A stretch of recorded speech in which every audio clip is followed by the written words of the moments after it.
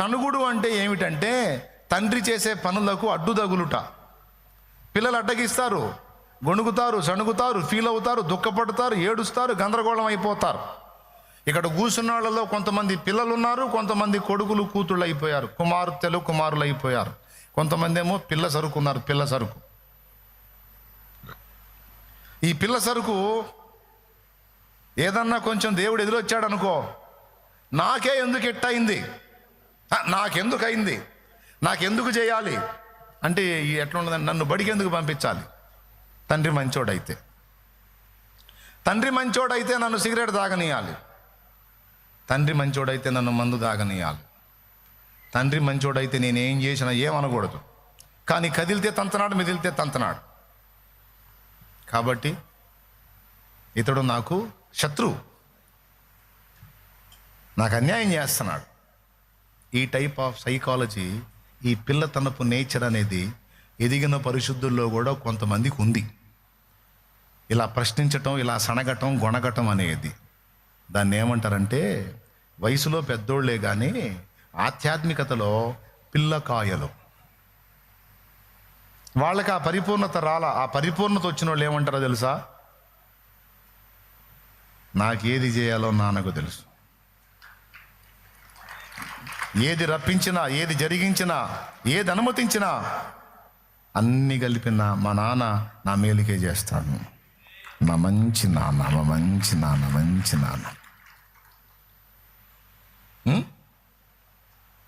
నాన్న ఇలా నేను ఎదుర్కోవడం నీకు ఇష్టమైందా, అది నాకు అవసరమైందా, అలాగే పోనీ నాన్న పర్లేదు, నీ చిత్తమే అయ్యా, నువ్వు ఏది చెబుతుంది. సణుగులు సంశయాలు మాని కుమారులగునట్లు మీరందరూ కూడా ఇలా ఉండండి అన్నాడు. సంశయము అంటే అనుమానించటం, సణుగులు అంటేనేమో ఎదురు ప్రశ్నించటం. ఈ రెండు చేయకూడదు. ఈ రెండు చేస్తేనే నువ్వు పిల్లోడివి, అవిశ్వాసివి కాదు, అవిశ్వాసివి కాదు, పిల్లోడివి. ఏబు ప్రారంభపు దశ అది. ఏబు ముగింపు చూడండి. నీవు సమస్త క్రియలను చేయగలవనియు, నీవు ఉద్దేశించినది ఏది నిష్ఫలము కానేరదనియు నేను తెలుసుకున్నాను. జ్ఞానము లేని మాటల చేత ఆలోచన చెరుపు వీడెవడు అన్నట్టుగా జ్ఞానము లేని వాడదైన నా శక్తికి మించిన విషయాలను గూర్చి నేను మాట్లాడాను. నిన్ను గూర్చిన వార్త వింటిని, ఇప్పుడు నేను నిన్ను కన్నులారా చూచుచుంటిని. అందుకే నన్ను నేను అసహించుకొని బూడిదలోను ధూళిలోను పడి పశ్చాత్తాపడుచున్నాను. ఏబు గ్రంథము 42వ అధ్యాయము 1వ వచనం నుంచి. అప్పుడు యోబు యెహోవాతో ఇలాగు ప్రత్యుత్తరమిచ్చెను, నీవు సమస్త క్రియలను చేయగలవనియు, నీవు ఉద్దేశించినది ఏదియు నిష్ఫలము కానేరదనియు నేను ఇప్పుడు తెలుసుకుంటుని. జ్ఞానము లేని మాటల చేత ఆలోచనను నిరర్ధకము చేయు వీడెవడు, అలాగున వివేచన లేని వాడనై నేను ఏమీయూ నెరుగుక నా బుద్ధికి మించిన సంగతులను గూర్చి మాట్లాడి తిని.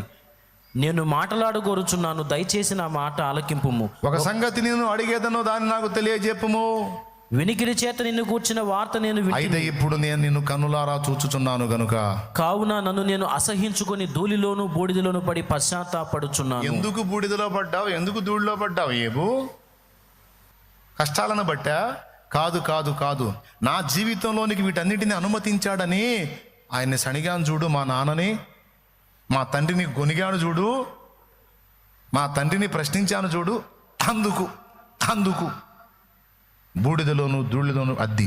ఆరంభమేమో పిన్న దశ, పరిపూర్ణతలోకి వచ్చేటప్పటికి పెద్దవాడైపోయాడు. అంటే ఇక సణుగు లేదు, సంశయం లేదు, ప్రశ్న లేదు. ఇక నీ చిత్తమే, నీ చిత్తమే, నీ చిత్తమే.